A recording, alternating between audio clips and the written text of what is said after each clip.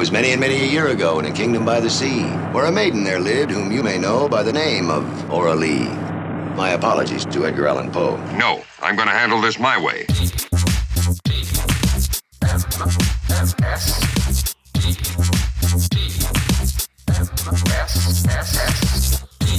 The Morning Stream. I need your clothes, your boots, and your motorcycle.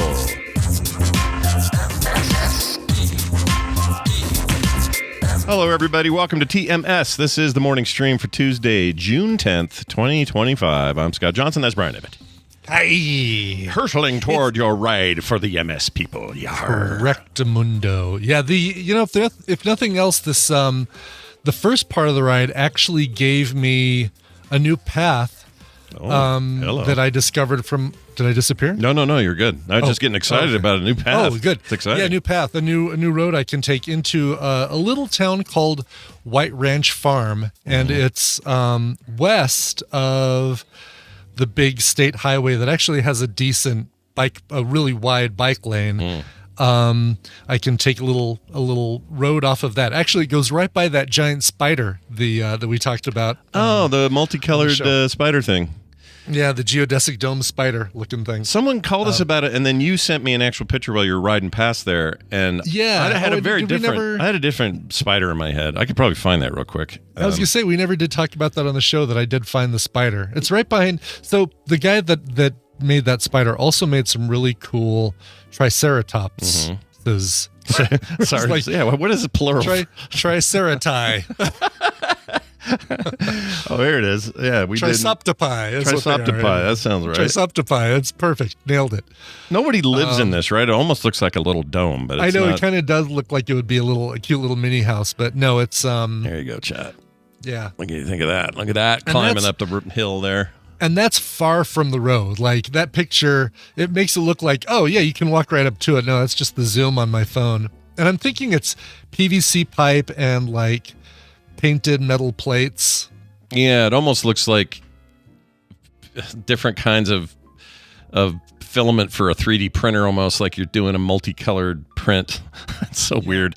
Here's the broader shot that you sent me, which gives you a better idea. That's the view from my bike ride. Basically, It's like, and this is the spider right here, so you can see where it is in the background. But then he's got all this stuff. So you say there's Triceratops somewhere around here? Yeah, it's not in this in frame. It's further off to the right. I didn't get it in frame, but I can grab shots of it next time I go by there. That's cool. And it's maybe today. It's just a dude what makes sculptures, eh? It just makes okay. Yeah. There's some God, I remember when we passed it during the ride Saturday, there was some sign.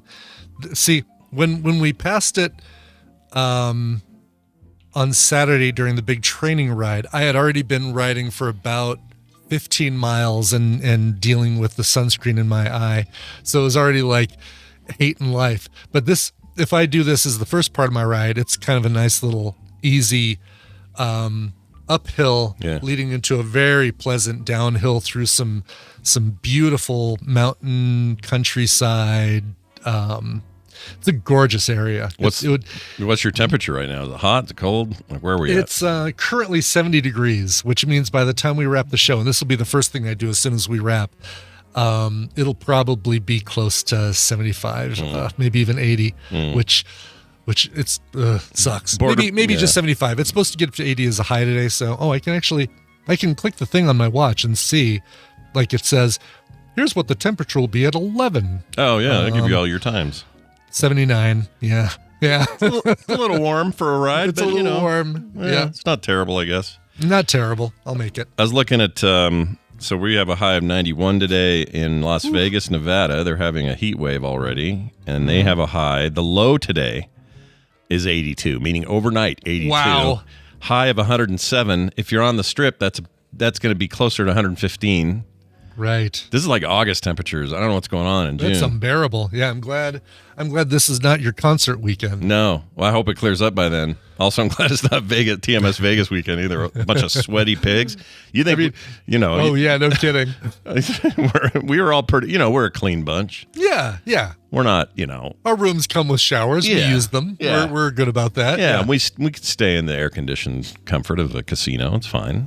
Mm-hmm. But, I hope it clears up by then. It's pretty hot right now. Yeah.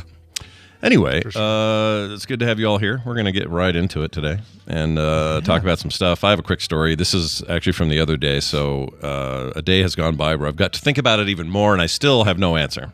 All right. Oh, great. Okay. Cool. Yeah, I tried to suss this out, but I couldn't figure it out. So we were at dinner, went and met Kevin and Noel for dinner. KT Data and his lovely significant other for dinner. Mm-hmm. Went to the Thai spoon place I was talking about yesterday. Kind of a hole in the wall, but the best Thai food I've ever had in the valley. It's so good.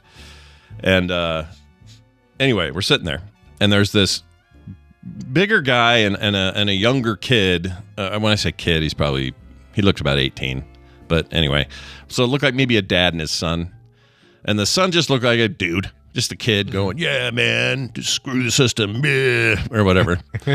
And the dad sitting over there was kind of a bigger guy, mustache, beard thing, just a big dude. And he's sitting there in the chair. And while we're talking, and this is well after we'd sort of eaten and we're now just having conversation, and these people had come in since then. They got their food, and we're laughing, having a good time. And I kept hearing what I thought I was hearing something from this table, but I wasn't sure. But eventually I figured it out. It's this dude, and between bites, he was doing this. He was going, like that. Oh, geez, really? Yeah. So like, imagine like a mouthful, and then a breathe in, and then like that. And the kid across wasn't acting like anything was wrong with it. And I kept kind of side-eyeing it, and Kevin, I think, noticed it. I mentioned it later after he left, because at first I thought he was shushing us or something. Oh, sure, yeah. Because we were being a little loud. We were laughing and having a good time. So I was a little worried about that. But I don't think that was it, because even when nobody was saying anything, the guy would go, like that. Yeah. I don't have no even when they weren't eating food, like just like he just has a medical issue that causes it. Oh, must be. I don't know. It just felt like it was like air trying to escape, and then eventually it would escape, and they wouldn't make any commentary about it, and he was eating fine. So I don't know what to make of that. I didn't say anything, obviously, but yeah, of course, it was weird. I don't know if KT Data's in the chat. I don't see him, but oh yeah, he is. Oh, he is. Yeah. Yeah, we don't. I mean, I don't know if he's got a better theory than me at this point, but I've been just thinking about this guy, because I don't know what to think about it. And he seemed fine. Yeah. He seemed like he knew the staff. He's a regular. Okay. He's up and walking around and getting water, coming back. Laughed at something the lady at the front said. Like, he seemed like he was all fine. Yeah, but just going. It was weird, man. Oh, it definitely sounds like some sort of medical thing, unless he had it was definitely coming from him. It wasn't coming from like a little oxygen condenser that he might have had next to him, the hose under his nose. Right. Kind of no, thing. None of that. He didn't have any apparatus that I could see. I mean, it could have been something hidden on his person or something, but I don't think so. And it definitely wasn't coming from the kid who was sitting across from him. And it was also just kind of intermittently loud. Sometimes it was, but sometimes it was loud. It was like that chicken you had the other day on your microphone, your rubber chicken. Oh yeah, which is now. You still have him there somewhere? He's behind me. I can grab him if you'd like. Well, if we get to the point where we have a break glass to use chicken emergency, we will. Yes, exactly. I don't want to overuse the chicken, but if there's an emergency that requires the use of the chicken, I can get to it pretty quickly. We're not afraid to use the chicken. The point is that with great responsibility comes great chicken use. Or wait, exactly. Yes, something like that. With foul responsibility. Anyway, so there's that. Also, this reminds me, since it was we were with Kevin. Kevin and I coordinating yesterday about what we're going to do for Fantastic Four. We want to make it a little local meetup sort of deal. Mm-hmm. So if you're in the Salt Lake /Provo /Valley, just somewhere here in Utah, that's not not crazy far or whatever, and you want to go and enjoy the Fantastic Four with us on the Saturday, the 26th of July, is it? 26th, yeah. Mm-hmm. I think that's right. So it's not opening night, but it's Saturday. The brand new movie theater over here, and I want you to get on it, because a lot of people in the Valley don't know this theater's opening in July. And so they aren't pre-ordering tickets there because they just don't know. So we want to get as many of you as able to get the tickets you want to get. before they go crazy, because a lot of the other theaters around here are already selling out of the Fantastic Four tickets. It's going to be a huge one. Yeah. So so get them now, and the one you want to do is the new Daybreak Megaplex, which is next to that new baseball stadium, the new B Stadium here in Daybreak area, kind of South Jordan. So if you're listening to me and you live around here and you want to go to this thing, you know who you are, now would be the time to nab your tickets early. Okay. Oh, it's the 4:00 show that day. Megaplex. That's the other thing I should mention. 4 p.m. That's when we're going. Oh yeah, good to know. We're not doing a crazy night one because why would we do that to ourselves? Sure. But it's a brand new theater, which should be great. Should have that new theater smell. Yeah, like all the right, exactly. Like you won't have to worry about farts trapped in the seat from years and years and years of people sitting on there. Yeah. Yeah, it won't smell like stale popcorn from a decade ago. Right, exactly. Won't be as much gum stuck to the bottom of the seat. Not nearly as much. Not till we're done with it, Yeah. So anyway, that's all coming up. Watch for that. It's going to be fun. I'm excited about that movie. I know you are, of course. Oh, I am so, yeah. Seen on the 24th and then flying out the next morning very early for Washington, D.C. I love it. Yeah. My favorite story about that is Tina saying, "Can you wait to see it? Can we wait till we get back?" And me just laughing at her. I love that. I think it's cute. Words. Yeah, it's not kind even a response. It's kind of cute. Like, what are you supposed to even say to something like that with Brian in the mix? You can't say anything. Exactly. Our wives, they sometimes they just don't fully get it. Exactly. You'd think with my closet full of superhero T-shirts and yeah, and the walls decorated here everywhere with nerd shit. Yeah. And the one time that we have a potentially anyway, the first proper Fantastic Four. Yeah. Like I know. That. It's like when we got that first Tom Holland Spider-Man. It's like, okay, they've been close, right? They did this. They maybe got a couple things right with that, the Tobey Maguire Spider-Man. They did pretty good with the Andrew Garfield. Not quite perfect. And then they said, oh, no. Now stand back. Here's your Spider-Man. Yeah. And that's our Spider-Man. They freaking nailed it, you know? So here's their chance again. I hope they don't freaking F this up. I love Jessica Alba. I love Chris Evans. Michael B. Jordan. Maybe not so much dude from Nip Tuck, but they had their chance. Chickless. Yeah. Which one had the angry blogger as Dr. Doom? Was that the newer one? That was the newer one. Yeah, the one with 05, I think. With Maverick's son, or no, Goose's son as Reed Richards. Oh, yeah. Very young. It also had Michael B. Jordan, as you said, in the role of the Torch. And then Torch, who was it? And you said Jessica Alba, right? Was that who that was? Yeah, but Jessica Alba was the first Fantastic Four. Miles Teller was, who was the woman? Who was the Sue Storm in the... I don't remember. I don't remember who she was. Well, we can look it up, obviously, but... I'm looking it up real quick because I can't remember. Let's see if the chat Kate Mara says TV's Kate Travis. Mara, that's right, yeah. I like all those people. I like them all. I don't remember who played the Thing. I'm pretty sure that was just a CG thing with a voice. Well, the new one is too when he changes. But anyway, whatever. I'm excited about all this stuff. Bring it on. Let's go. I mean, just the bad movie poster. Like, let me remind you, Scott. I'm putting in our chat here. Just let me remind you how bad the movie poster was from the 2015 Fantastic Four. Let's take a look here. Oh gosh, it's so bad. Why were they so wrong about the Thing? Fanforstic. Oh my gosh, I hate it. I forgot they did a Fanforstic. Yeah, Fanforstic. I love these actors. All three of them. I love them. Yeah, but the Photoshop on their faces and horrendous. Horrendous. Why can't you make a Thing that looked like the comic Thing? It's not hard. Yeah, this is poopy. This is just poopy. Yeah. Also, what city is that? Did they blow a whole city up? Because good Lord. It had to be New York. That's where Yeah, that's true. I can't remember. I really blocked so much of that out of my head. Yeah. I could not even tell you who played Dr. Doom. Toby Kebbell. Okay. Oh, Toby Kebbell is he's one of the motion cap actors and voice actors for the evil ape. The apes. Yeah. Gotcha. Yeah. He was also Duratan and Warcraft. Yeah, there it is. Duratan. Yeah. He's very good at what he does. That's the wrong pick. He also had Tim Blake Nelson as Dr. Allen. Fantastic. So that's a cut. So that's two people in that movie that would go on to be better MCU characters later on. Right.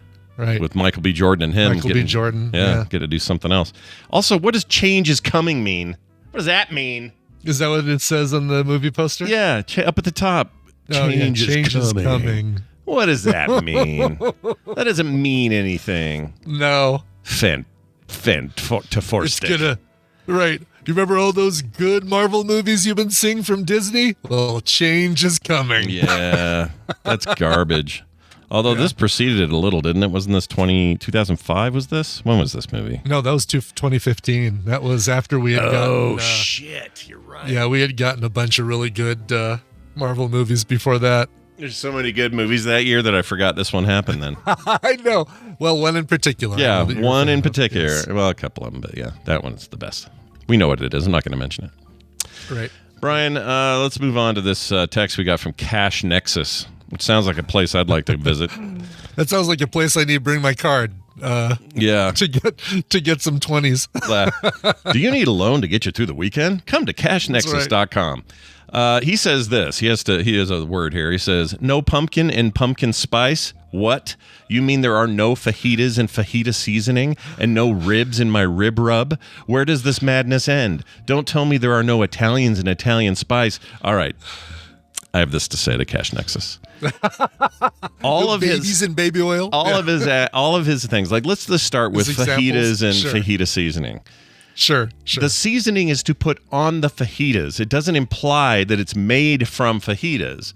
Pumpkin spice implies that it's from pumpkins. It's a spice, right? You're not implying you're spicing something. You're not spicing a pumpkin. All of these are bad examples. You're spicing pumpkin pie, though. Like, it's what you put with pumpkin to make a pumpkin pie. Oh, that's true. That's a good point.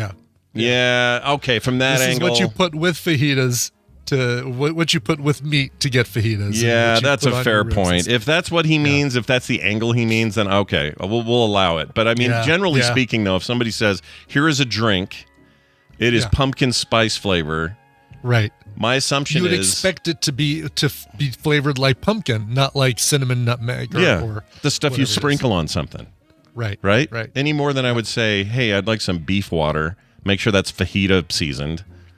Like, and that really doesn't explain, like, Tina hates pumpkin. She will not eat pumpkin pie. I'm with your wife. It sucks. Yeah. I don't like it. But you'd think then that she'd be okay with pumpkin spice because she likes nutmeg and cinnamon. That's true. Yeah. It's not like the coffee tastes like pumpkin. Yeah, I actually kind of like it. Like I think I said the other day, I really like the pumpkin spice as its own thing. Yeah. But, I mean, it's semantics. At the end of the day, it will be it's one of those things you're going to see every year. It's going to annoy you a little bit, and then you're going to move on, and it's okay. Yeah. All right? Yep, exactly. We're all going to make it through. We'll be fine on the other side of it. That's right. Dr. Nikki wrote in to tell us that we'll be fine with this, and that is how to take care of your squirrel problem, Brian. Oh, good. Okay. I love that she did this. Let's check it out. Hey, Scott and Brian, Nikki here. I think I have a solution for your squirrel problem. So you're not the only one who's fighting for your life against squirrels stealing all of your bird seed. My grandma and aunt have been upping the ante every few months to the point that my aunt started electrifying her bird feeder and setting out traps and collecting dead squirrels in buckets. It was pretty scary. But my grandma found a solution, which was to get I don't really know what they're called, but it's like a galvanized metal pipe, like a pretty wide diameter one that you would use for like an exhaust for a wood stove or something, and put those leading all the way up to your bird feeder and make sure that your bird feeder's nowhere close to anything they can jump from. And my grandma had success with that ever since, and they haven't been able to climb up because it's just too wide for them to grip. So maybe you can try that. Good luck, and love the bird seed, though. So wait a minute. Your ballast really thing that you put up top, though, isn't that kind of that idea, though? Yeah, there's a baffle, not ballast. A plastic dome, which does great with the squirrels. Squirrels can't get past it. It's the raccoons somehow. I don't know how. I need to. I found that I'd gotten in like a tech loot crate box. I found a Wi-Fi enabled night vision camera that I'm going to put out there and see if I can see what the raccoons are doing to get the to get the front of the bird feeder pulled off so that it dumps all the food onto the ground that they can eat. Yeah. I mean, they're ingenuitive little turds, those guys. Yeah. So yeah. I love that. You're going to get can we get footage of that on the show and stuff? I'd love to. Yeah. If I get footage, you'll absolutely get it. Luke Skywalker, I am currently feeding the damn squirrels, and I'm fine with feeding the damn squirrels because, they're not destructive. They still have worn. It is amazing to me the path in our grass that squirrels have worn. You wouldn't think squirrels would be able to wear like a specific path from the tree. That's great. Kind of crazy, but yeah, no, I get from our hardware store. I get $10 pound bags of shelled peanuts. It's the cheapest per ounce price that I've been able to find is just the hardware store peanuts. But if somebody else has an idea, I checked Amazon, way more expensive, and I'm not getting the stuff they sell at the bird, the Wild Birds Unlimited store, the dedicated store. But yeah, so I go there. I have a little scooper, put a scoop of peanuts out for the squirrels every morning, check the bird feeder, make sure it's all full. Oh, right now we're getting some of my favorite birds, the red-winged blackbirds. Oh yeah, those are pretty. Love those. They have a great chirp, not chirp. What do you call it? Yeah. Call? No, it's call? like the call. Like it sounds like a chord, like they're strumming a chord. Yeah. Like, yeah. It's really cool. They're cool. We have those too. Grackles and what's a grackle? It's a big blackbird, looks like it's smaller than a crow, but bigger than about maybe robin sized, bigger than your like house finch and stuff like that. Oh yeah, look at these little guys. I like these guys. We have these too. I didn't know they had a name. Well, obviously they have a name, but not a fan of their eyes. They're like, Yeah, look at that. They look a little angry. They're there to give you a message. Caw, the ghosts are coming. You're all gonna die. Caw. He's scary. Jeez. Yeah. That's pretty. I like those. I was gonna say, I have a friend here locally named Shane, and I brought up your story. Or your deal with the squirrels. Yeah. And he goes, I have a solution. And I said, what's that? And he's like a hunter guy and all that. It's a big Ford F-150. It's got guns in the back where he takes him out skeet shooting, all that shit. So I go, what would you do? And he goes, well, I just shoot him. And I'm like, well, we're not trying to kill him. He doesn't want to kill him. I'm not looking for the final solution, Adolf. I'm looking just for like I want some separation. I want some protection for the bird seed. That's it. That's all it is. We're not trying to, destroy these creatures. But yeah, his solution was, I just shoot him. Yeah. I'm like, okay. I did. Cool.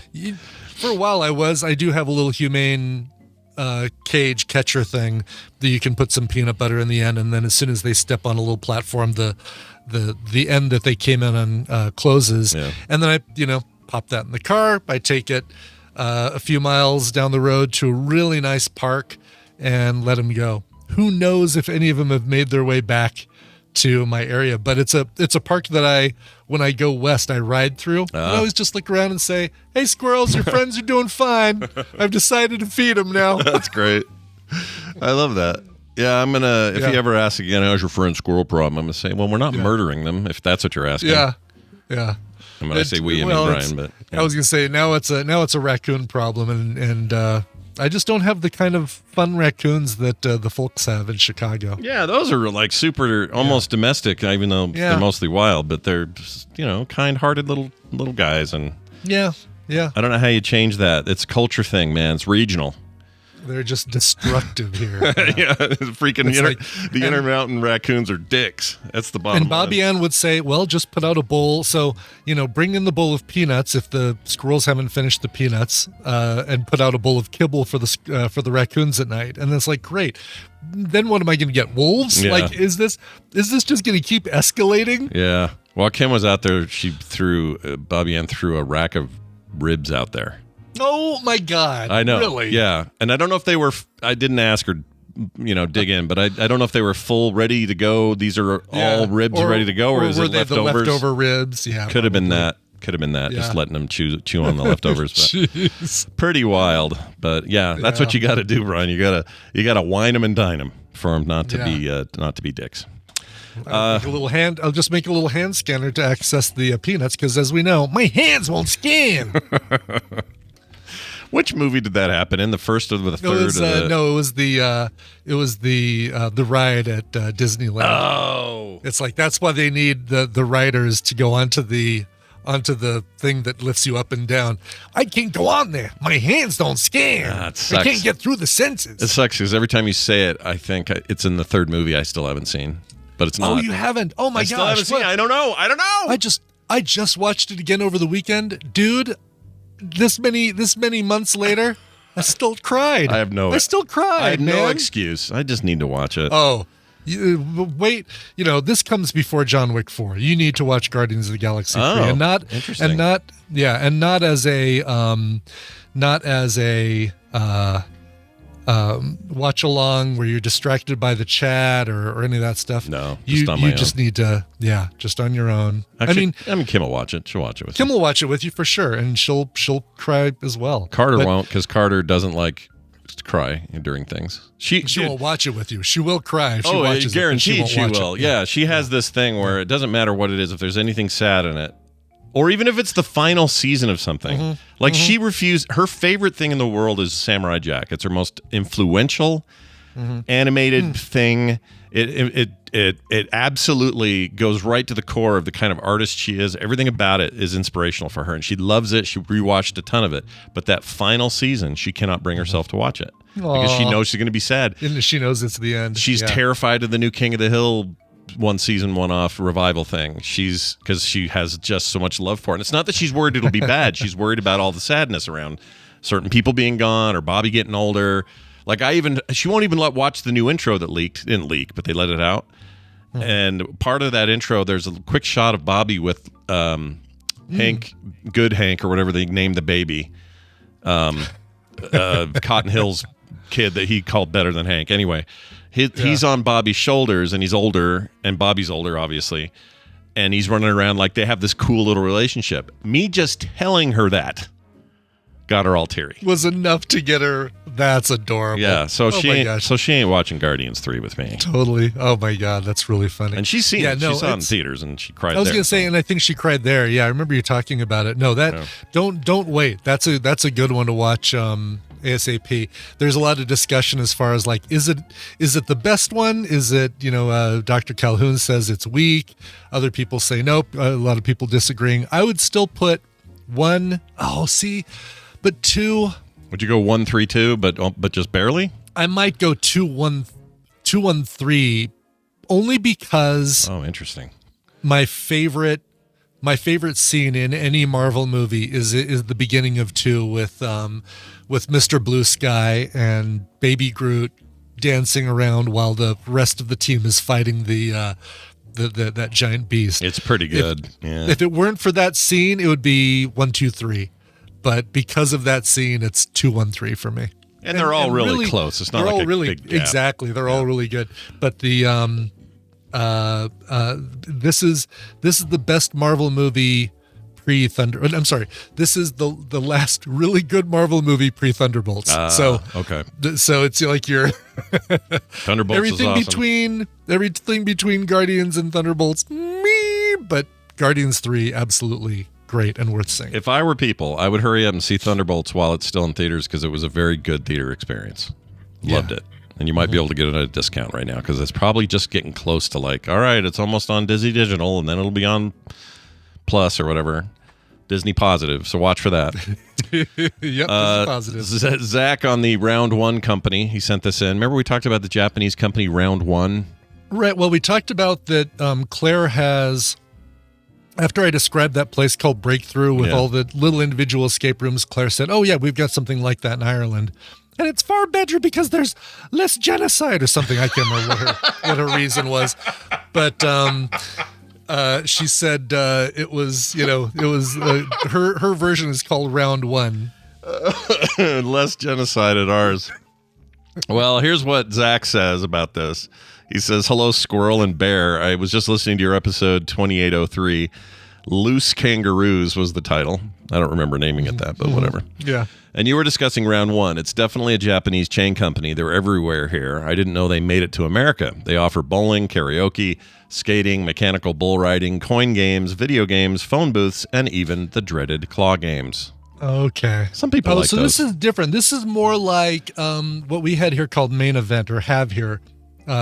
Oh, yeah, right. This is the arcade here at the mall Yeah. that I thought we only had here, but he's saying it's a... That's it. Okay. Yep. I mixed it up with the other thing, too. I thought it was the thing Claire was talking about. But you know what? This arcade also has a lot of genocide at this arcade, so it might be an issue for her as well. Anyway, he says, a funny memory I have from visiting one is almost being speared by a giant icicle that fell behind me from the sign. It's always good to hear you talk about the country that is now my home. And yes, we have cat cafes here of both animal and maid types. Meow. Ooh, maid types. Right. So you can either go to a cafe where it's actual cats walking around with you, or it's maids dressed up as cats serving cat-like food. Yeah. I think I definitely showed you my picture from when we went there. With Tristan and Tina and I. Yeah, I love that Japan is into that stuff. Oh my God! You know, if I had to, so ridiculous. If I had to leave the U.S. for any reason, Japan, I think, would be our first choice. That'd be your first. To. Yeah, I wouldn't mind. Maybe Australia. I think South Korea would be great. I'd always feel weird about the looming north.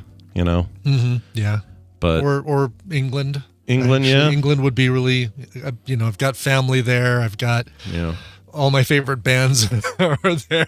So concerts would be right there. So I don't know. You could you could hop around like Germany and Spain and everything. Easily hop around Europe, like prices that would be like hopping around from here to Kansas or Missouri or Nebraska. Or some places even shorter. It's like you'll be in France in 3 hours or whatever it is. Yeah, exactly. It's ridiculous. Well, anyway, thank you, Zach, for that. Appreciate it. And I'm glad that icicle didn't impale you. Or what is it when it comes down? Impale is up, right? No, I think you're thinking of stalactites and stalagmites. You can be impaled from any direction. Oh, is that? I didn't know that. I honestly thought impaling was only if you landed on a thing. I think if it goes through you, it's impaling, whether or not it's pushed or so if you fall on it, like a rebar flies off the back of a truck, goes through my windshield and through my head, I've been impaled. Still impaling you. Yeah. Oh, all right. Mm-hmm. Yeah. It's good to know. Everything else impales in comparison. I see what you did there. It was a little wordplay. That was really good. A little bit of wordplay there. And just for the record, we're teasing Claire because we like to tease, and also we are. Brian and we know anytime we talk about something we like, there's a non-zero chance that Claire is going to chime in with, "Yeah, it's really good, except for all of the food waste." Exactly. And we know that genocide if it weren't in your fucking country, it'd be fine. we know genocide is no laughing matter. We know. That's right. Exactly. Of course we know that. Yeah. Yes. We just like I hope that goes without saying. Yeah, we just like to give Claire a little poke. That's all. Exactly. Wait a minute. Can we retract what I just said and say it a different way? Let's rephrase that. Yes. Okay. Exactly. We like to give Claire a ribbing. Nope, doesn't sound right either. We'd like to tease Claire. There you go. Oh, hold on. BioCow says, I had to set something down and pull out my phone just to say to Coverville, boo. Oh, for the impales in comparison joke is the dad pun. Oh, yeah. It's the most dad joke thing we've said on the show in years. It was great, though. I loved it. It was very dad jokey. I do not say boo. I say yay. That's what I say. Well, that's great. Well done, everybody. Thank you, Zach. Thank you, all these calls and texts. These all came to us at voicecast.app/TMS. Keep them coming. Sweet. We love to hear from you. Let's get some news going. It's time for the news brought to you by Daily Music Headlines. Today, if you listen to the show, you'll find out. Will rushing the stage cause Katy Perry to roar? Which band did Sharon Osbourne kick out of the final Black Sabbath tour? We actually still don't know. And have we had enough of Morgan Wallen? Find out by going to dailymusicheadlines.com and listening to today's episode. Oh, man. Morgan Wallen always getting in trouble these days. What's going on with that guy? It's more that he's locked up 3 spots on the Billboard Hot 100 singles. Oh, so he's doing too well. I see. He's doing too well. He's got the #1 album right now and 3 of the 5 songs. He finally did, it was the first thing to finally unseat Kendrick Lamar, who'd had the #1 spot for 28 weeks. Oh my gosh! With the record. They're Not Like Us song. Is that the one? Yeah. Damn, that thing lasted forever. But Not Like Us, or no? It was a different song. Oh, criminy! It was. Was it Not Like Us? Bip, bop, boop, bop, bam. Something you'll never understand. I don't know how to do it. Yeah. It's pretty good. GNX. Oh, that's different. Yeah. No, that's different. That's album charts. Sorry. That's the album. Oh. Luther by Kendrick Lamar and SZA. That's the song that's been up there for 28 weeks is Luther. Jeez. Well, You'd think I'd know because every Tuesday I have to say, and number one for the 25th week in a row, Kendrick Lamar and SZA with Luther. it's nice to see a little bit of competition though between the hip hop crowd and the country crowd, though. You know. It is, yeah. And Wallen's a little more modern country, so he's got a little hip hop in him. So Right. maybe there's some crossover there. I don't know, but I've talked to some old school country fans that can't freaking stand Morgan Wallen's whole vibe. But there are also people that can't do the whole like, oh, I hear Young Gravy's got a country album this week, and I heard Post Malone's country album's pretty good. Like they hate that shit when they cross over like that. And I said to him, I said, well, Wendy, I do too. I think it's great. And I said, well, what do you like? And he says, I like Hank Williams Jr. That's what I like. Like, well, all right, that's a little limited, but okay. Just Hank Williams Jr. Yeah, I guess you want to play some football or whatever you do. I don't know what you do. You want me to finally replace the 8-track player in my Ford? I'm not going to do it until People like Hank Williams Jr. comes out with a cassette. This is that hill my friend wants to die on. I'm like, all right. Yeah. That's the guy who Morgan Wallen's the dude on when he was the musical guest on SNL who booked it out. Like was up there, booked it, right? Like during the hugs, the stage hugs where they're like, hey, big thanks to Dana Carvey and Mike Myers for showing up and had a really good time, really good week. Thanks everybody. We'll see you next time. And then Morgan Wallen. Yep. He was out of that. Did he ever talk about it? Gotta get out to God's country. That's right. Did he ever say anything about it or like explain it or any of that? No, he might have, but I don't remember it if he did. Because in my head, he just had to poo. You know, right. You know, it's valid. I've been there before. It's valid. You just got to take a dump, and you're like, oh, when the camera's off, okay, I gotta go. Yeah. Yeah, I don't know. Totally makes sense. All right, here's the interesting thing. Mass graves, they're always entertaining. Let's talk about those mass graves. Oh, yes. Always fun. Always fun. The mass grave for fighters in a Roman Empire era battle is revealed in Vienna. So this is fun because it's historical. Wow. See, it's historical. No so kidding. Construction crews churned up dirt and stuff to renovate a Vienna soccer field last October. They happened upon an unprecedented find, a heap of intertwined skeletal remains in a mass grave dating to the 1st century Roman Empire, like the bodies of warriors in a battle involving Germanic tribes. The dirty Germans. Dirty Germans. Intertwined? Maybe they were a little orgy. Is this a little Roman orgy going on? Yeah, because the Romans, they were into it. Yeah. They were like... Yeah, that's true. I mean, they started. The orgia, I think, is originally an Italian word. Exactly. Would you play soccer on the field that was a Roman... burial ground? You would put a house there, sure, right? Yeah. I don't think I would. Yeah, I wouldn't build anything there that I would live in. But I think a soccer field would be fine. I think I'd be okay with that. Yeah. I think there are atrocities under our feet all the time. There's always something. Oh yeah. As far as I know, there's a whole tribe of indigenous American Indians buried under this house. For all I know, I don't know. Sure. I hope not, but that's the world we live in. Humans treat each other like shit, as we've seen in recent days. Yeah. We're not here to talk about the daily real news, but it's been a messy couple of days. It really has been no fun for anybody, I don't think. Yeah, Macklemore got robbed. That's unrelated, but really, Phineas got tear gassed at the thing in California, the peaceful protest. Oh shit! Yeah. You can't be having that because he's really important to her whole career. Exactly. Yes. What's what's Phineas or what's Billie Eilish without Phineas Eilish? Exactly. Still a great singer, but maybe doesn't have quite the level of production. But then Macklemore got robbed. I didn't even talk about that in daily music headlines, but yeah, Macklemore. What happened? What were the circumstances? What happened? I think somebody broke into his house and stole a bunch of stuff from. He has a house in Seattle. Does he have to legally change his name to Mackle-less now? Because he doesn't have more anymore? Yeah, I think so, yes. Oh, was he? So I guess the nanny was there. Let's see. Oh, geez, the nanny was maced. Oh, shit. I should have covered this on Daily Music Headlines. The home of Seattle rapper Macklemore was broken into and raided over the weekend while a nanny and 3 children were inside. Suspects apparently sprayed the nanny with bear mace and stole valuables before fleeing the home. Bear mace? Bear mace. Jeez. Don't think I've ever been exposed to bear mace. No, it sounds I'm terrible. gonna pop some tags.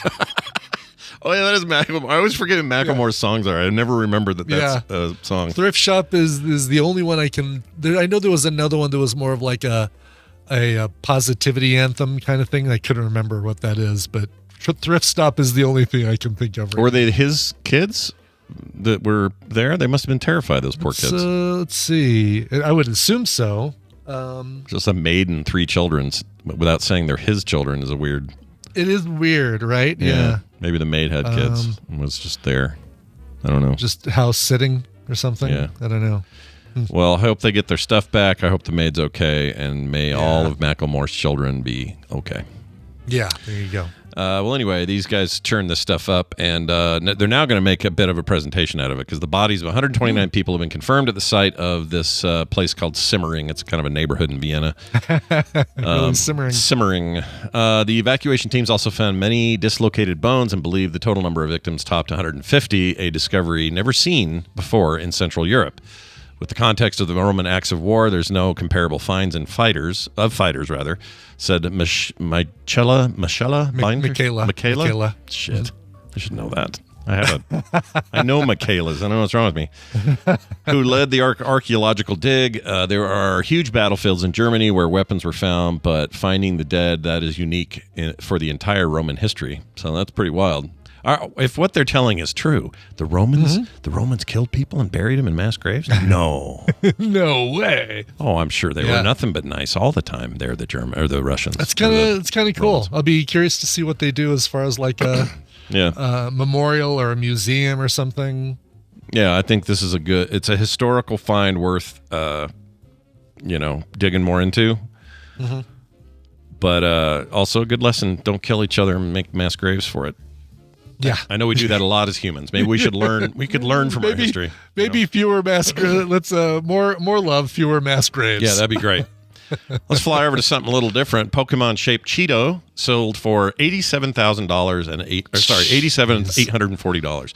87 grand plus. Why can't I find a freaking Cheeto like that? I'm sure there's, it's really, we're just not looking closely enough on our bags of Cheetos, Scott. Because I'm sure, I got a bag of beaver nuggets from the Buc-ee's. I just need to look at them and see if any of them looks like a Weezer or something. Well, that's probably the problem we have is that we're not paying attention and that we've maybe eaten 100 of these right in other forms and we just aren't paying attention, but this guy did. Like there's your Pokemon. It's Charizard.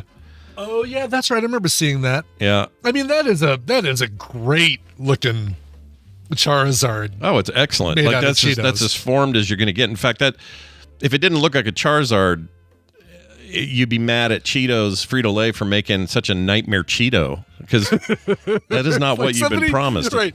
Jim Brown would look at that thing or Jim Brown or whoever the reverend, one of our out of control reverends, and just say that Cheetos are the devil. Yeah. They find that and say the snacks are satanic. Yeah. Look at satanic. They're flaming hot devil worship. That does look like a flaming hot, is it? It is. I think it is. Yeah. Yeah, it's presented as a 3-inch long flamin' hot Cheeto in the shape of a Pokemon Charizard affixed to a customized Pokemon card and encapsulated in clear storage box. The auction described it. It says it was initially discovered and preserved sometime between 2018 and 2022. Let's see. The Cheeto surged in popularity on social media. 60 bids, uniquely shaped snack got. According to the listing, the winning bid was 72 grand plus buyer's premium. So more of those fees. Wow. Yeah, that's a crazy fee. The somebody needs to do a little CSI on that thing just to make sure it's not 5 Cheetos strategically glued together, right? Because it does, like that is to be able to stay in one piece in a bag that's packaged and shipped somewhere in the country and taken somewhere else and that sort of thing. I mean, it looks legit like all one Cheeto. Yeah. But I feel like that almost looks like a custom job. Yeah, like it's been melded together or something. Yeah. But it's a lot of money for a stupid thing, like really stupid. Think about it for a second. Like we're just humans like to see shapes and things, and we see patterns. Sure. So it's like, oh, Jesus is on my toast or whatever. This is just another version of that, and it's the fact that anyone's got the money to spend on shit like that. What are we doing? I mean, though, the Shroud of Turin, if it were that level of detail, I mean, it'd be like, Jesus's face, like 3D coming out of the Shroud of Turin, if it was that level. Because that is, of all the things that look like, of all the food items that look like something else, that one clearly is the winner. That is like unmistakably a Charizard. That's true. It is uniquely looking like that. It says it has 120 HP on the card. That's funny. Yeah. Wonder what that's about. Well, Cyrenexin, I can't remember who else said it, but said the reason chip bags are full of so much air is to protect the product for transport. I know that, but still, that thing is bouncing around in that air with other Cheetos. The air doesn't keep the Cheetos from moving around and hitting each other. Yeah, and there are points of articulation on this thing that look like it would snap very easily. Exactly. Like that tail should have come off. Yeah. I think the whole thing right at the waist here in the middle. That's a skinny waist. Yeah. There's no structural integrity there. Besides all that air, that's just an excuse for shrinkflation. They're putting less in there. Go back to the photo real quick. Hold on. I'll pull it up again. This at the same zoom in level, go really tight in there. Yeah. Go up top. It says evolves from Cheeto. Evolves from Cheeto. Cheetilian. Oh, my Lord. They really went all out. And they even have a little picture of what Cheetilian looked like. Yep. You got the HP. It says that it's fire-based. Obviously, it's a hot Cheeto. I don't like the glue job down there. It's pretty cheap. No, it's pretty, lame. Mix your resin with your resin glue with some black so it doesn't show up so well. I have a bunch of bullshit on my shelf back here. I could sell for $87,000. Does anybody want any of it? Like, take your pick. Yeah. Want a chicken that makes noise when you squeeze it? Yeah, I got them. I got you covered. You got all that money. I got something to spend on. Jeez. Want a first appearance of Wolverine, Hulk 180? Come on, or 181? Come on. Who's a taker? What would you let that go for? Because that's pretty good. The lowest I would let it go for. I'd let it go for $1,000. It's not bad. That's not bad. It's do you know what it's worth? It's in great condition except for the letters page. So back in the 70s, Marvel did this thing called Marvel Value Stamps, and you could collect them and send in a bunch and get some more comics. And so whoever had this before me cut out the Marvel Value Stamp. It's a non-artwork page. It's basically the letters page and then advertisements on the back. So it doesn't affect any of the actual comic story, but the fact that it's been cut out of there it takes it down from being easily what would be like a high 8.7 or 8 down to like a 6 or 5 or something horrible. And so at the maximum though, those are, even then that comic's worth what, maybe $5,000-$6,000? 5,000 or 6,000, yeah. And if you wait until like the ideal time to sell it, when the first X-Men movie, the first Disney Marvel X-Men movie comes out, that is going to be the prime time to sell this thing. Yeah. That's the thing you never think about. You got to time it for the hype windows that come around. That's cool. I have no comics like that. I do have some old Mad magazines that are ancient that might be worth something. I don't know, but I don't have any comic books that are worth much. Like I got Spawn issue number 1 in perfect condition, inside board and plastic and everything, but nobody cares.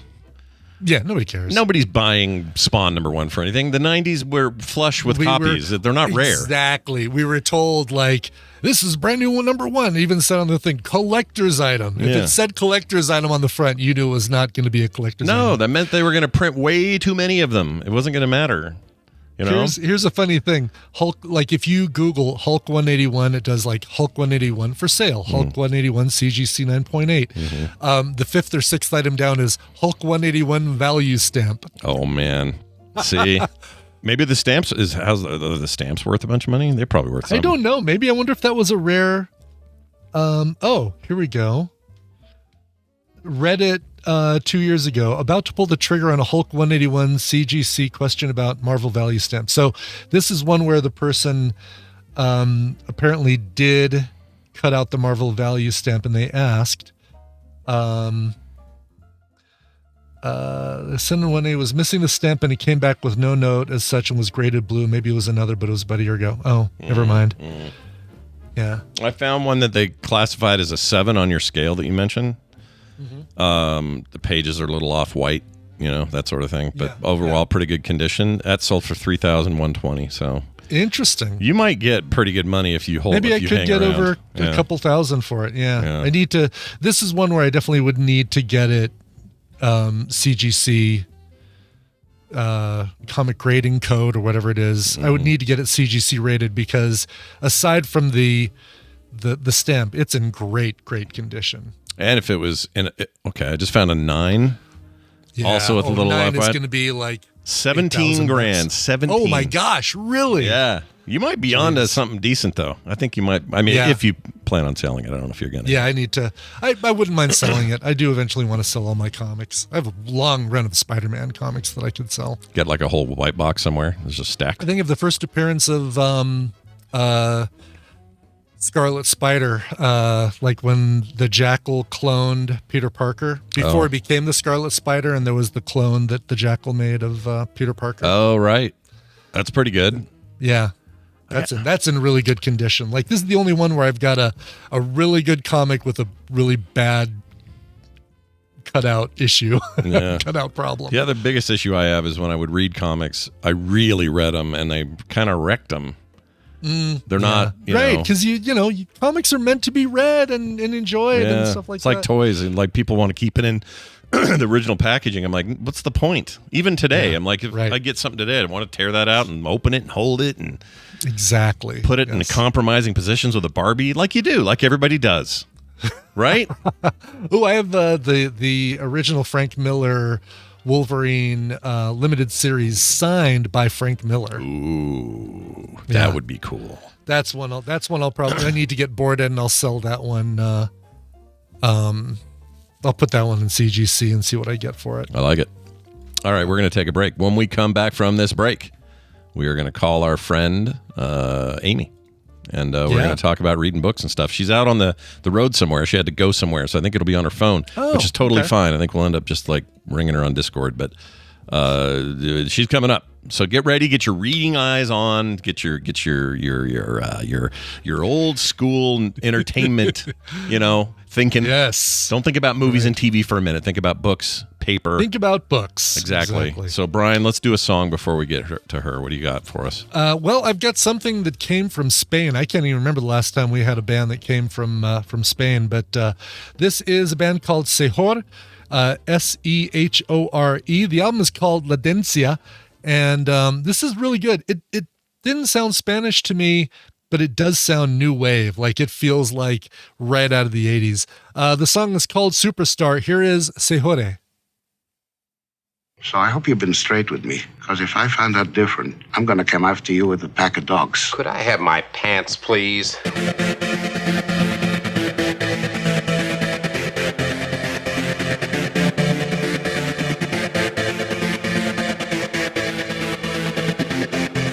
And we're back. Who was that one more time?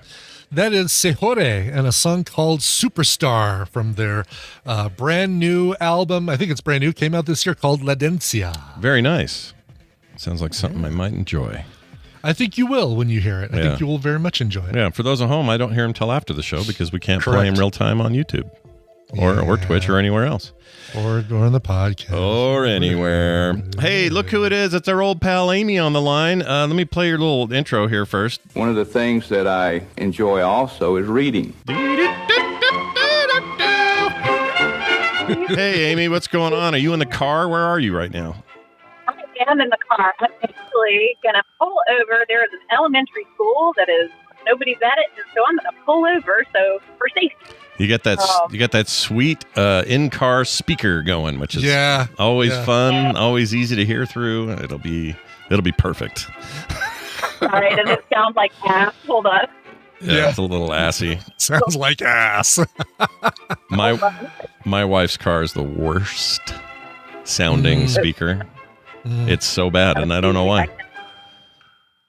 You're fine. Give it a shot. There we go. Oh, there you go. Oh, so much better. Listen to that. Much better. Yeah. Can you hear Brian okay? I just want to make sure I have you routed right. Do you hear Brian? Yep, I can hear Brian. Okay. Okay. Cool. Awesome. Cool. Very good. Well, it's good to have you here. How the heck are you? Doing all right?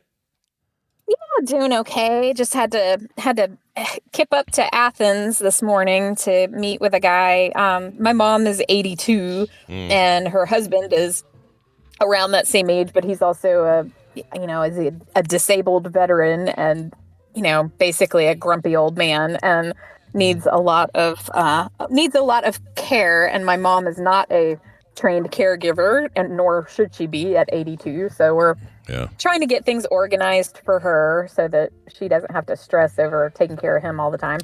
I don't know if you noticed, but people of around our certain age, we're all starting to have to deal with this, aren't we? We're all dealing with parents. Dealing with parents and other parents with others. Yeah, it's complicated stuff. It's not fun. It's not fun always. Not always a good time. I know.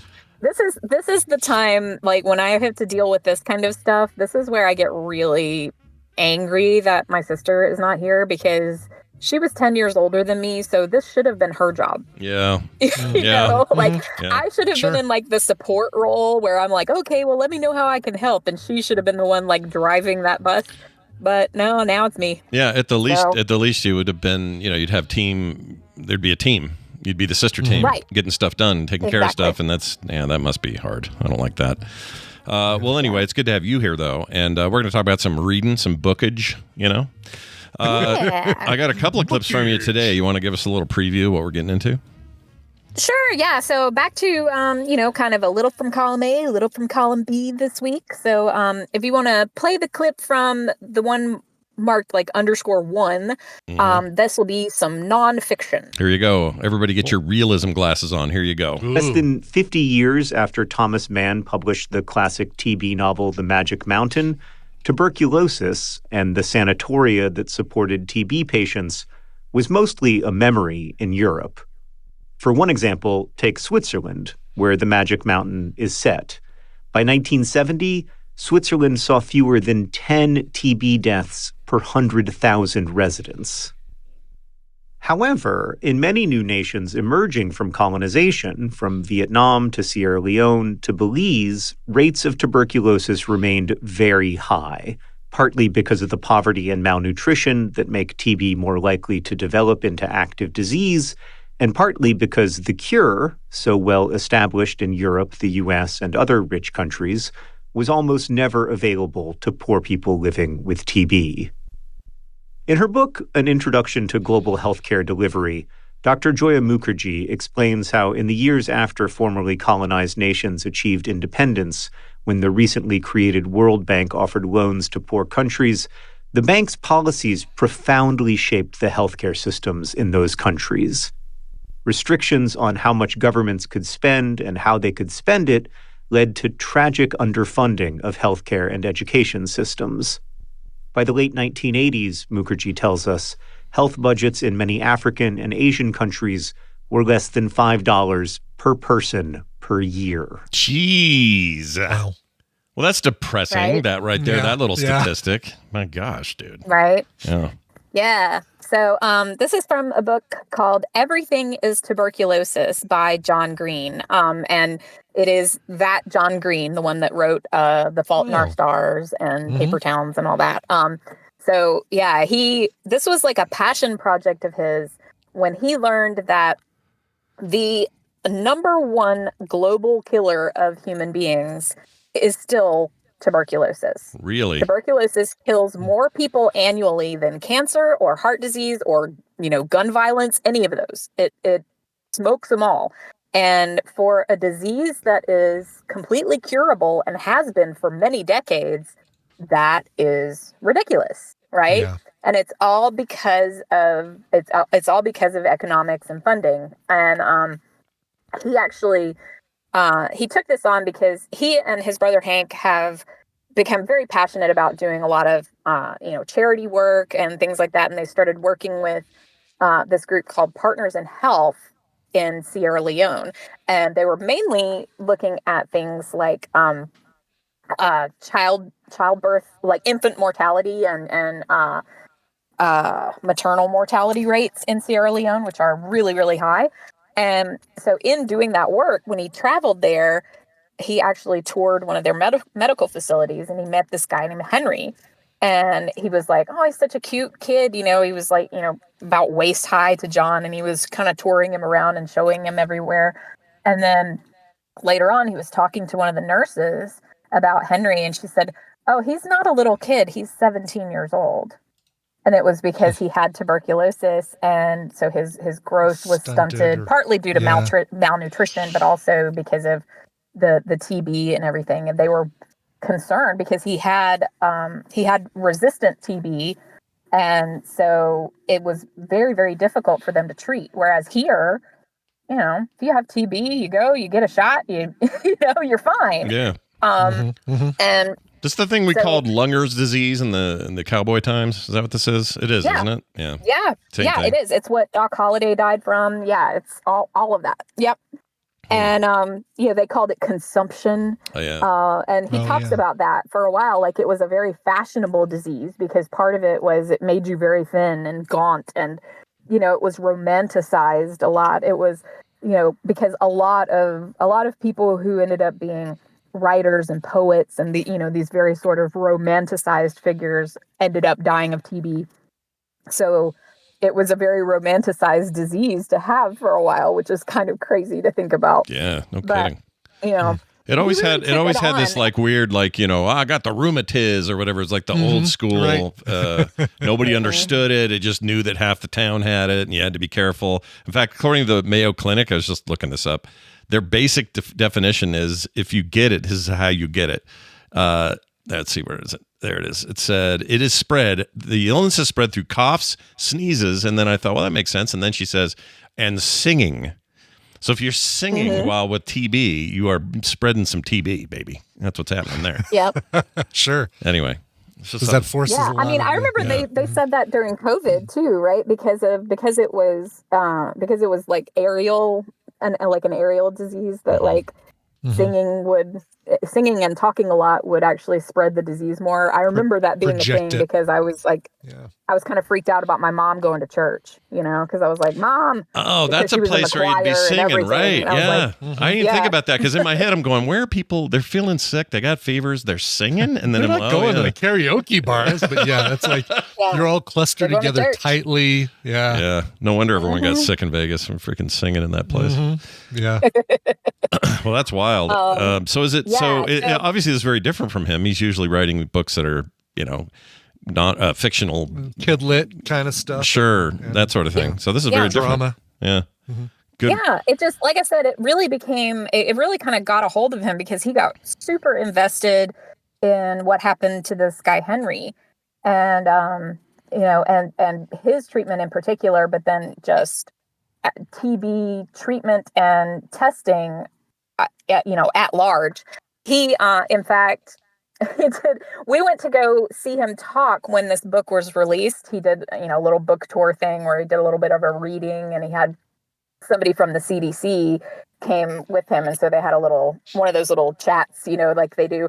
And the lady who was interviewing him said, I like to refer to what you did with Danaher, which Danaher is the pharmaceutical company that makes the tests that can detect not only if you have TB or not, but also which strain of TB. Like if you have, antibiotic resistant TB, because if you just treat it with like wide spectrum and you have the resistant kind, then that actually does more harm than good. So it's important to know which kind you have, and it's important to know early on. But the tests themselves are incredibly expensive. Like the machines, it's kind of like printers. Like they have the same business model as printers, where the printer itself, not that expensive, but the ink is where they get you. Yeah. Danaher was doing the same thing where you could buy the machine that would, do the test, and it wasn't that expensive. The governments could afford it, but the tests themselves were through the roof.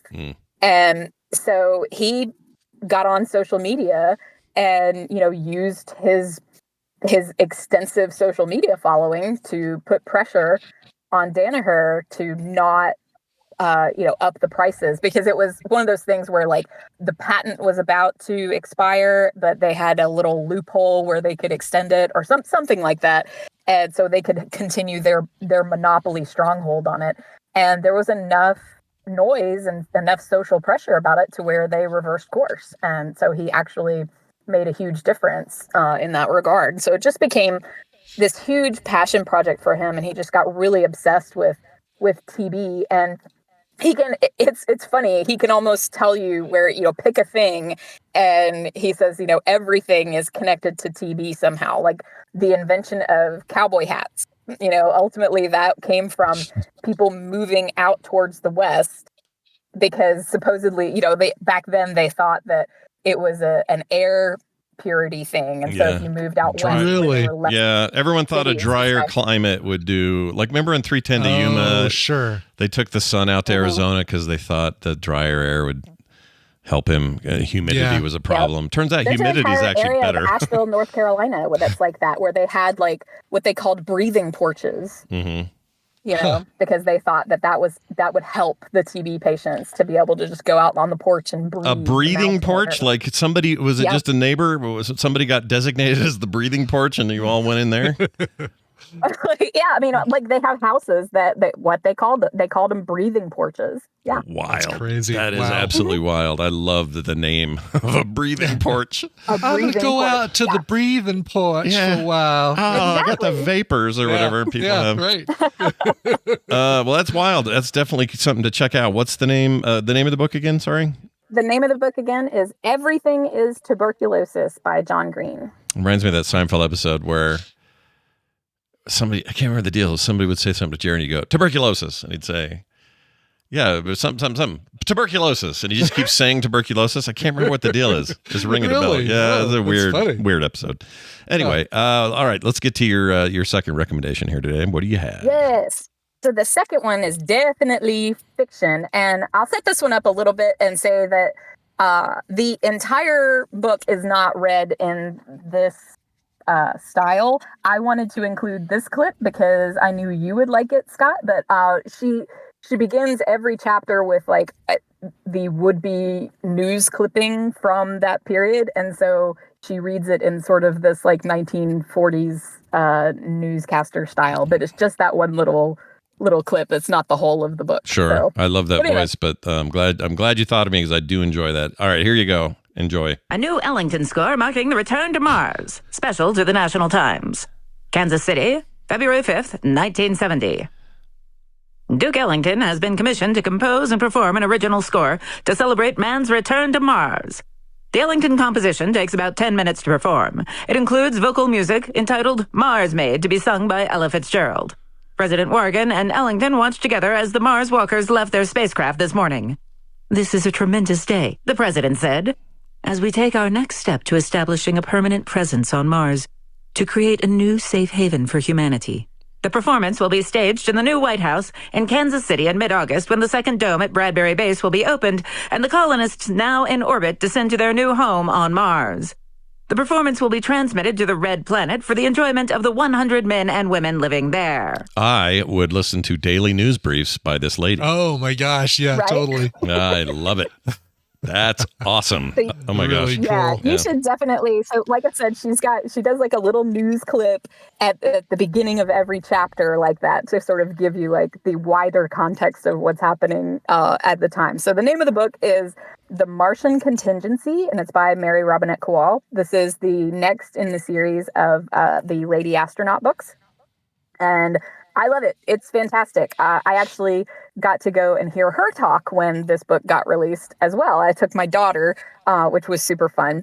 And she does so much research. If you are a person who likes your sci-fi to be really grounded in, sort of scientific realism to a degree, she does the homework, man. She has talked to so many people at NASA and she understands like the way that the calendar works if you're on Mars versus on the Earth. It's, because their souls, as they call them, like a day on Mars is much longer than an Earth day. And so this whole thing was based on weird, like how to figure out what the calendar means. And she had just huge amounts of work done where she was like, okay, if it were 1970 and we're landing on Mars, like when would I have had to launch it? Like she actually looked up the position of the Earth and Mars, and like what it was on those days, so that she got all of that correct. Because and she even said at one point she had written it and she had a friend look over it and said, actually, like this part right here is wrong. And so she had to completely rewrite entire parts of it, because if you don't know, if you haven't read any of the Lady Astronaut series, the premise for it is that a huge asteroid hits the Earth and it causes an extinction level event. But during the 1950s. So it's like right as our space program is just getting started. So it's like the late 50s, early 60s, right? Like right as the space race and Apollo and all that's getting started. So that's like the first couple of books there. So now we've established like, okay, we're trying to actually set up a working colony on Mars so we can start getting people off of Earth and start colonizing Mars. Let's go. Let's get out. Let's get in there, man. Yeah. I'm ready. Yeah. Let's go right now. So in order to do that, right, like, I mean, you still have to preserve, the culture and the customs of humanity. And so a lot of it is like, how do we do that? Like, how do I know, the protagonist of this book is Jewish. And so she's like, okay, I need to know when Shabbat is. I need to know when Passover starts and all that stuff. And then at one point, Mary Robinette actually, at the talk that she gave, it was great. She talked about them being on the base on Easter, but that was like when she figured out she had made a mistake there in the calendar. And so, but she was like, I got to get out of jail free card because in fact there are 2 Easters. Oh. Because like there's like Greek Orthodox Easter or something like that. And so she was able to work around it that way. Wow. Like I say, she does all of her work and very, very diligently. She's very detail oriented, but not to the point where it's boring. It doesn't sacrifice the story at all. It's just not, for those of you who would spot inconsistencies with the science, it's not going to be distracting at all because she has done that work. It's all really, really good. That's cool. Solid. And you mentioned this was a series, they call it the Lady Astronaut series. Is that what that? Yep. That's what I'm reading here. What a great name that is. Yeah. Mm-hmm. I freaking love that. Yeah. And it's actually, so if you read the first book, and I totally recommend the entire series. It's fantastic. This is just the latest in the series. She actually starts going by the Lady Astronaut because the first book is all about her really pushing towards, okay, we have to get off of this planet and women are going to have to be included in the space program. Yeah. Because at the time, they wouldn't have been, right? Like everything was designed with men in mind. All the astronauts during the Apollo era, I mean, until we got into the 1980s with Sally Ride, there were no women astronauts. Mm-hmm. So, the first book is all about her challenging that. And she recruits a lot of women who flew missions in the war as night witches, which if you don't know what those are, look it up. It's awesome. It's my mother-in-law, I think it's just badass women. Yeah, it's just Frances Soanes. Yeah. Take that, mother-in-law. Anyway, that's great. This is super interesting. You bring her up a lot. She's like, I think your favorite, isn't she? Oh, definitely one of my favorites for sure. Yeah. That's why I kind of lumped these two together because I know I do a lot of John Green and I do a lot of Mary Robinette Kowal and so I was like, okay, well, I'll do them both together because I know I revisit them a lot, but I get excited when they release a new book. Yeah. Yeah. Good. Why not put them together? I think now they should kiss. Just kidding. Don't do that. That's not cool. Well, there you go. These will be on quicktms.li. Already up there. Fishing as hell over there, Brian, today. Just killing it. Right. Well, big thanks to Amy and Hootie for getting me everything I needed. That's right. Big thanks to both of you. Big thanks to Hootie again for sponsoring the segment and hopefully driving more traffic over to their little bookshop over there. Love that. Yep. And so I was the one who was slacking to, this time I was like kind of behind the 8 ball with having to go up and meet with the guy about my mom this morning, and then Chuck got laid off yesterday, so whole household is That's a lot of basket turnover. So pain in the butt. Had a lot going on. I don't love that. Well, tell Chuck, screw them. He's better than them, and he'll find something way better. Their loss. Yeah, jerks. Yes, for sure. Now he can come here and ride the MS-150 with me. There you go. Awesome. Nailed it. There we go. He rides bikes. He loves it. He's into it. Yeah. He'd leave Brian in the dust. He would. He totally would. He could do the Lookout Mountain ride, probably, no problem. Yeah, he's really good. It's by the way, Hootie and his wife's store is called the Pumpkin Cottage. The Pumpkin Cottage. And, you'll find a link that'll take you directly to it from the Quick TMS segments now, or the Quick TMS posts on Quick. Yeah, having set foot in there, I can tell you it's a fantastic family-owned store, and y'all should go, whether it's online or not. So do what you got to do. Amy, thanks for hanging with us. Always good to talk to you, and stay safe. Guys. All right. And say hi to REM while you're in Athens. Just say, hey, Michael Stipe, what's up? And wave at him, give him the bird.